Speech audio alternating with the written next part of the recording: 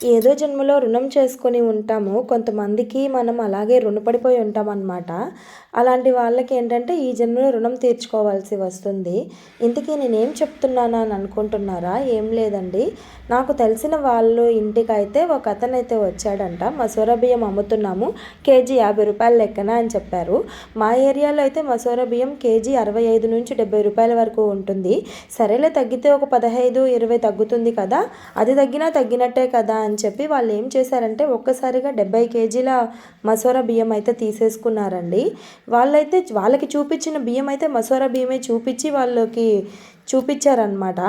వాళ్ళు ఏం చేశారంటే మా దగ్గర 70 కేజీలు మాత్రమే కట్ట ఉంది, మేము మళ్ళీ విప్పి మీకు తనీగా 25 కేజీలు అయితే ఇవ్వలేము, మీకు ఎలాగో తక్కువగానే ఇస్తున్నాం కదా 75 కేజీలే తీసేసుకోండి అని చెప్పైతే వాళ్ళు చెప్పారంట.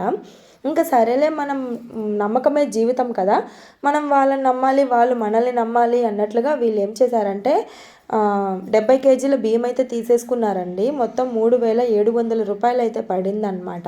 ఆ 70 కేజీల బియ్యం తీసేసుకొని ఆ డబ్బులు కూడా ఇచ్చేశారు వాళ్ళకైతే. అయితే ఇచ్చేసిన తర్వాత ఏం జరిగిందనేది నెక్స్ట్ వీడియోలో